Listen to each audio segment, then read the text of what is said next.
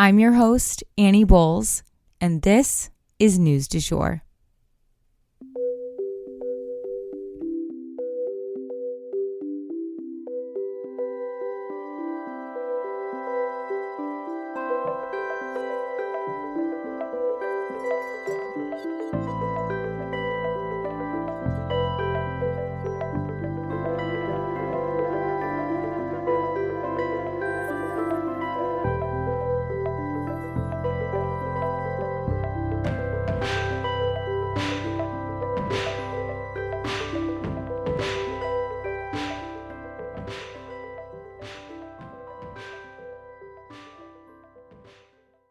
Hey, you guys, and welcome back to the News du Jour, a calmer space to consume the news. So, in about an hour, I'm going to be watching the second round of Republican presidential debates for us. And of course, I will be taking notes and I will be reporting back on tomorrow's episode for you guys. But by the time you guys hear this, it'll be Thursday. And Thursday is when the impeachment inquiry into President Biden is beginning. So I'll have a lot to tell you guys about regarding that as well, I'm presuming. And the last reminder is that the deadline for Congress to find a way to compromise and agree on a budget is this Saturday. If they don't meet that deadline, the U.S. government will shut down. So just wanted to make sure we're all on the same page on all the happenings this week. And actually, that brings us right into our first mini story. So you guys, the U.S. Senate has approved one of those stopgap measures that I was telling you guys about yesterday in order to give themselves more time to pass a budget. This move actually puts more pressure onto McCarthy because now he's kind of expected to get this stopgap bill passed in the House, and I'm sure he wants to, but those who are holding up everything else also do not want to play ball on this stopgap measure. And ultimately, they're the ones who help put him into his job. So this further tightens the tension around his entire dilemma. He is going to be forced to make some kind of a move, one way or the other. And there are no great options for him here, but this stopgap measure kind of forces his hand a little bit. And leadership means having to make tough choices. So you can do this, McCarthy. Just focus and do the right thing. We'll keep you guys posted. For our first longer story today, the American soldier who ran into North Korea is back in U.S. custody. So some of you guys have mentioned to me that you would like merch that says, do not run into North Korea. And while I love that idea, I thought that actually was really funny. I definitely laughed very loudly when I read the message. But I don't know about anyone else, but I was also kind of actively worrying about this young man who ran into North Korea. Like, obviously he made his own choice there. He did. But he was clearly having some sort of a mental health crisis, I would like to think, when he ran in there. North Korea is not a pleasant place to be, period, but especially not being held in custody there. That's actually probably one of the scariest places to be. And given that he voluntarily ran in there and was facing charges here in the U.S., not to mention, racial prejudice being a factor, I was worried that the U.S. government might not go to the lengths they needed to in order to retrieve him. I am relieved, though, to report back to you guys that Travis T. King, this young man, is now back in U.S. custody, and he will soon be back on U.S. soil. Other U.S. citizens who have ventured into North Korea voluntarily were either held captive or used as bargaining chips or even used as propaganda in North Korea, trying to demonstrate how Americans would rather live in North Korea. We don't know much about how or why they let Travis T. King go, but reports have just said that he was quote unquote expelled from North Korea. It definitely makes it sound like they just let him go voluntarily, but we don't really know. We know the countries of Sweden and China were both involved in the exchange, in this interaction, because the White House has said as much and thanked both of those countries for their involvement, but the Pentagon is not commenting on this subject at this time. So I'm just glad he's safe and will be headed home, even if he has to face charges here. I think he will be safer here than he would be in North Korea. and do not run into North Korea, guys. Okay? Got it? Capiche? Okay. Anywho, the next topic of discussion for today is the Menendez scandal. So I don't know if you guys have been hearing a buzz about this guy, Senator Menendez. It is a major scandal. There are other members of Congress calling for him to step down. So what is the deal here? Well, there's a lot to go over when it comes to this guy. This is not his first scandal, so let's break it down. So this senator has a long history of scandal, and like I always say, where there's smoke, there tends to be fire. His name is Senator Robert Menendez, and he is a Democrat from New York. He was indicted on corruption charges last week. However, he has been facing similar accusations and charges dating back to like 2006, y'all. This is definitely not his first rodeo. And lawmakers, both Democrat and Republican, are publicly calling for his resignation. So what exactly is he accused of? Let's get into the details. So first off, back in 2006, Menendez was accused of taking rental payments from a nonprofit in order to help secure them with federal grants. Yikes. But somehow this case was closed and basically dismissed in 2011 with no charges being brought against Menendez. Sus? Or just a misunderstanding? Well, see soon, we'll know, because it just keeps coming, and it is the same type of situation.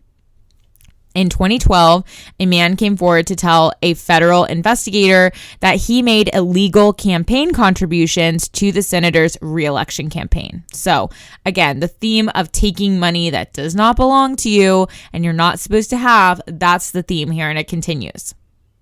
2013 was a little bit of a different situation, but it still was a scandal, so I thought I'd include it.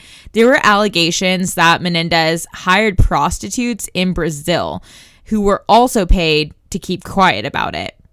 He was unmarried at that time, so it wasn't like a big relationship scandal that I could tell, but it was still a bad look for a sitting U.S. senator, especially since he lied about it. Then back in 2015, Menendez was indicted. The charges related to accepting lavish bribes, from trips to Florida to, again, campaign contributions that were illegal, and many more.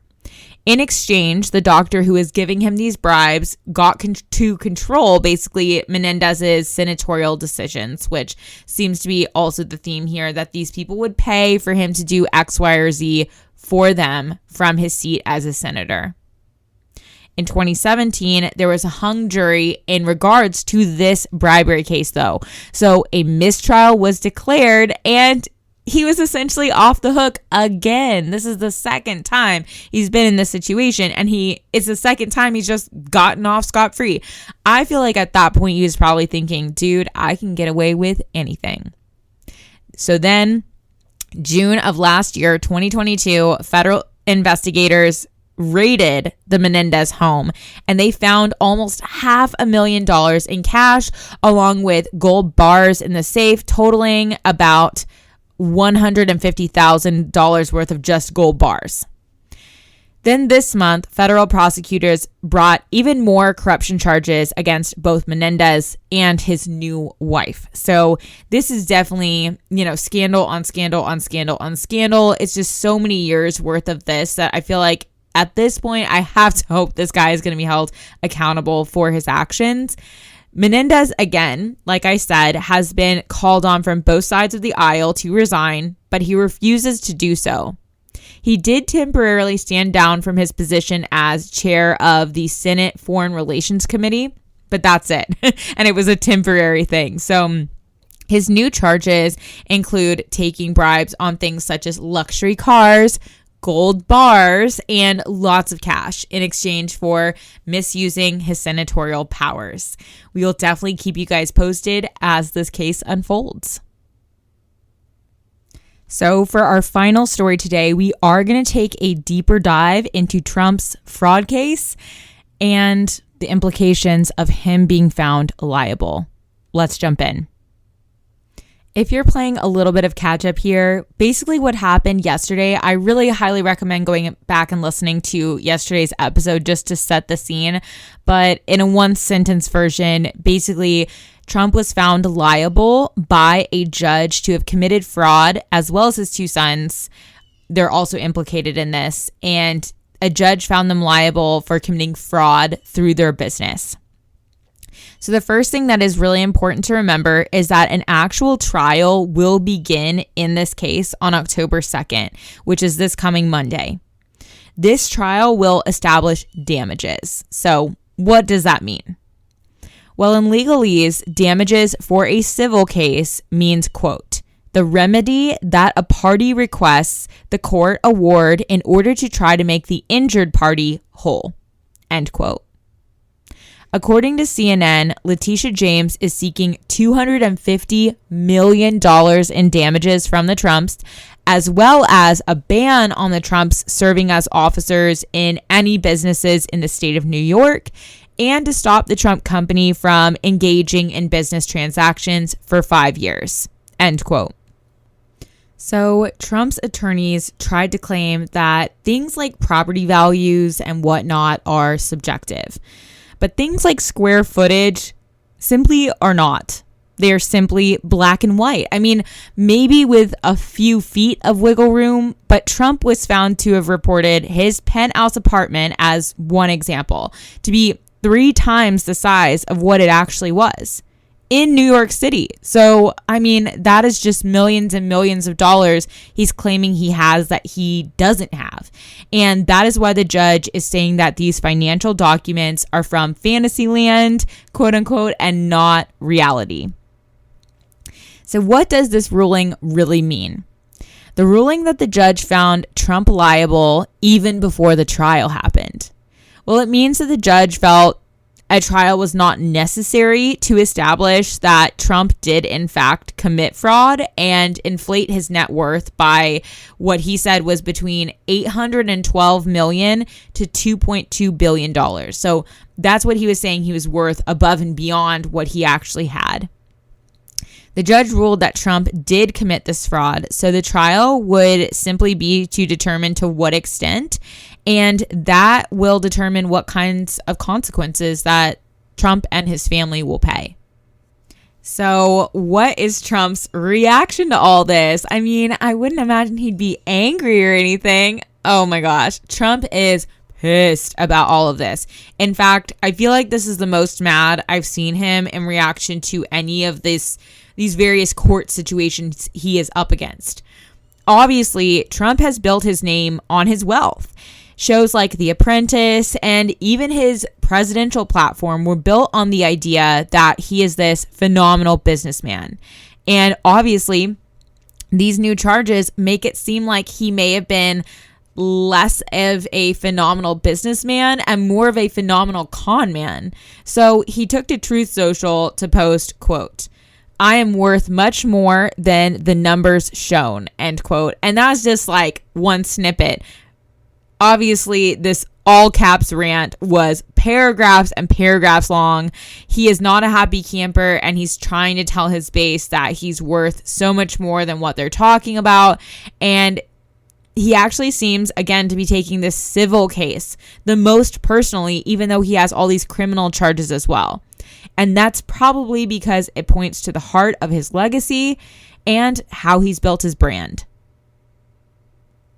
So lastly, I think it's important to note that Trump plans to appeal this. He actually has a pending lawsuit against the judge as well that I mentioned, and he's awaiting a ruling on that too. So there are a few different ways that Trump could seek to overturn this. It is not a done deal. So it will be a battle royale between Donald Trump and Letitia James. Again, this trial begins Monday. We'll see who wins this round.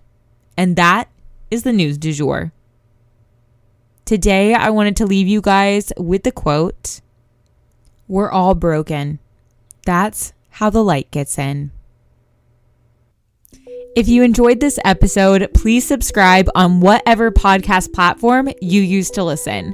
A rate and review on that platform or a shout out on social media would mean the world to us and help us to be able to keep creating the news du jour and reach more people who need a calmer space to consume the news. But the best way to support all of our work is to become a patron at www.patreon.com/Sugar-Free Media, and that is also linked in our show notes. You can follow us on social media at newsdujour.podcast on both Instagram and TikTok. You can follow my personal account at It's Annie Bowles on both platforms as well. Any little noises you may hear in the background are my rescue pup. He has a little separation anxiety and always records with me. We appreciate you listening and look forward to telling you about the news again next time on News du Jour. Broadcasting from